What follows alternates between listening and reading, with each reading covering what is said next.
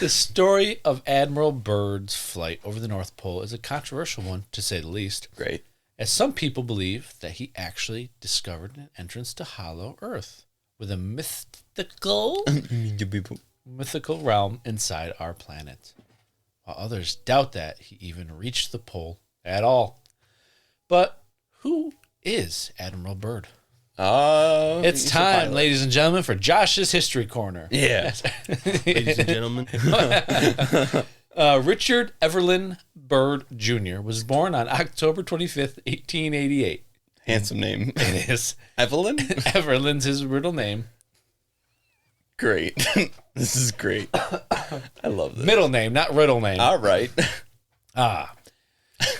He was born in Winchester, Virginia in January. Nope. Very close. Very close ones. And take your turn. I read one line down. Beautiful. To a Jewish family? No. I read one line down. Wow! I love it. So in January of 1920, he would...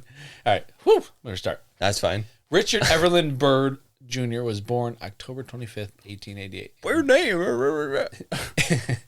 In West Virginia. Virginia is where he was born. Not Winchester. Damn it. In Virginia. I love it. He was born in Winchester, Virginia, is what I'm trying to say. Great. In January of 1920. I've heard this one. In January of 1920. God damn it.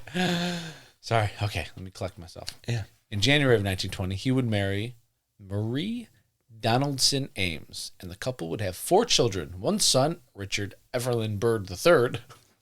Okay, that tracks. I just like Byrd III, sorry. Bird is the word. And 3 daughters, Evelyn, Catherine, and Helen. He loves Evelyn, for fuck's sakes. Yeah. His middle name. He loves his name. His son's middle name. His daughter's first name. Woo.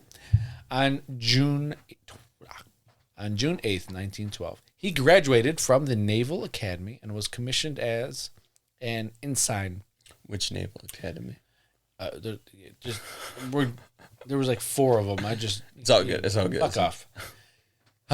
He was from Naval Academy and was commissioned an ensign, which is a rank in the military. All right. In the U.S. Navy. Yeah. He was assigned to the battleship USS Wyoming, where he would receive the Silver Life-Saving Medal for twice jumping fully clothed into the Caribbean Sea to rescue a fellow sailor who had fallen overboard. That's pretty cool. Yeah. Sounds like a badass. It was 2 different times. It wasn't like the same. Yeah. Yeah. He's a good dude. He is. Fully clothed. I love, was he supposed to strip down? Yeah. Hold on. Yeah, I know you're drowning. But I don't want to get wet. Tread water there, buddy. Tread water. I got to get this parka off. In June of 1915, he was promoted to the rank of lieutenant, junior grade. In 1918, he was promoted to the permanent rank of lieutenant, senior grade. For his service during World War I, he received a letter of commendation from the Secretary of the Navy, which would be converted to a Navy Commendation Medal after World War II. So far, we're building a rapport of he is a credible person. And a good fucking dude. But he will not take his clothes off and he'll save you. Because he's a good dude. Exactly. I've seen somebody get saved before without taking their clothes off. Yeah? Yeah. Okay. A few people who have listened to this and will remember the story, but yeah. Yeah, they were saving you. No, it wasn't me. It was my sister. Fucking dog. Brock is like, I did it. Which sister? You only got 6 of them. The next one down. So Byrd volunteered to be the Word. He beat me to it. Byrd volunteered to be a crew member So good. in the U.S. Navy's 1919 aerial transatlantic crossing. But unfortunately, Byrd didn't meet the requirements to go, but he was allowed to make a valuable contribution still, as his expertise in aerial navigation resulted in his appointment to plan the flight path of the mission. I was expecting he couldn't go, but he was able to make a contribution, and then the meeting was like, sorry, you're blind, you have to wear glasses, you can't fly, but what you can do is you can give us $5,000 for this flight. You got yourself a goddamn deal. That sounds good to me. No, actually, the requirements were that you have to have had. Hello, Brock. You don't qualify either. So the qualifications were that you had to serve overseas, and I think he served in Nova Scotia. I might be wrong on that. That's over AC. It is, but they didn't count it as overseas, therefore he didn't qualify. That's some fucking stupid ass, but corporate bullshit. He still helped with it. He, planned the whole flight path of the mission. So. Motherfuckers out here saving people's lives, fully clothed, by the way. Yeah, and they can't even. His dingleberry wasn't hanging out. Hell no. His ding dong is what I meant to say. His dingleberry is something totally different. Dingleberry. Didn't even catch that. Yeah, mistakes happened. And, dingleberries and accommodations. You have to do it sometimes. So, got stuck again. In 1921, Byrd was assigned to the. I was supposed to look this word up to see if I could say it right. Millennium Falcon. That would be easy. He was assigned to the dirigible ZR-2. But, as fate would have it, he would end up missing his train to take him to the airship, which would end up breaking apart in midair and killing 44 of the 49 crew members. Holy fuck. Let me tell you what. That's why I don't fly. Yeah. I don't like that shit. I know you don't. But hey. Yeah. Saved a hero, though. Actually, that's fucked up because 44 died. Wow. So. What a dick. There were 44 heroes on that flight, you jackass. Shit. Well, moving on. So, Byrd would lose several friends in this accident. The accident would affect him. The accident would affect him deeply, and it inspired him to make safety a top priority in all his future expeditions. Sorry. Again, we're building. Yes, he's a credible, good dude. Yeah. Admiral Byrd served as a navigator on the first flight over the Arctic and the North Pole, as well as Antarctica and the South Pole. In one flight over the North Pole, Byrd claims to have discovered the entrance to a legendary city at the center of the Earth known as Bloomingdale's. Agartha. Oh, I've heard of that. Fuck me. How are you saying it for the episode? Agartha. Okay. There's multiple different pronunciations. There's Agartha. That's a tough one, but then there's Agartha. On May 9th, 1926, Admiral Byrd and Navy Chief Aviation Pilot Floyd Bennett took off from Spitsbergen, Norway, in a Fokker tri-motor airplane named Josephine Ford. Great. There were so many names in there that I just needed I need a good 10 minutes to process each of those. So they named it Josephine Ford after the owner of the Ford Motor Company, who apparently was friends and supported Admiral Byrd's exploration of the North Pole. And Josephine Ford was his daughter's name, if I remember correctly. Henry Ford. Yeah, Henry Ford's daughter's name. Mm-hmm. So they named the fucking airplane after, I guess.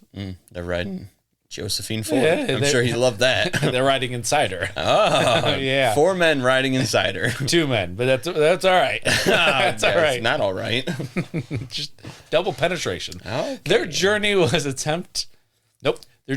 attempt the first flight over the North Pole. Sure. The flight lasted 15 and a half hours with no mishaps beyond an oil leak from the starboard engine. Okay. For this feat, they were both awarded the U.S. Congressional Medal of Honor and were acclaimed as national heroes. That's awesome. Good on them. Fun fact. Great, here we go. In 1996, the diary that Byrd kept on his famous flight was discovered, and one entry suggests that the plane was still about 150 miles short of the North Pole when Byrd decided to turn back because of his concerns over the said oil leak. Mm-hmm. If true, the first flight over the North Pole would actually be credited to Ronald Amundsen of Norway, Lincoln Ellsworth of the U.S., and Umberto Nobile of Italy, who made the flight 3 days after them. This was a popular flight for that week. It was. The first They'd land there. First, second, third, fourth, fifth, and seventh. The first what was it? Crossing of the North Pole. Yes. Yeah. And what it happened within 3 days of each other? Yeah. Interesting. I think they were like in a race. So.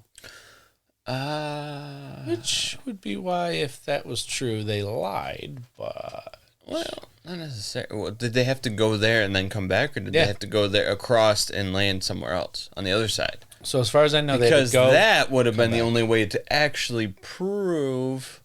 So because the quickest way would be go over. They do have navigational records from the plane. Yeah, but I have no clue where those are. It's all good. Because they have that for his next trip, too. Well, it's not his next trip, but later on. Anyways, theoretically, they were supposed to fly there. Supposedly, they circled around for 13 minutes, the North Pole, and then came back, I guess. Interesting. Very interesting. Interesting indeed. Trying to find it again. Yeah, it was just flight over the North Pole. It doesn't necessarily say it went through to the other side. Got it. Break on through to the other side. Sorry. Yeah. No. Yeah. Admiral Byrd allegedly undertook another flight over the North Pole in 1947.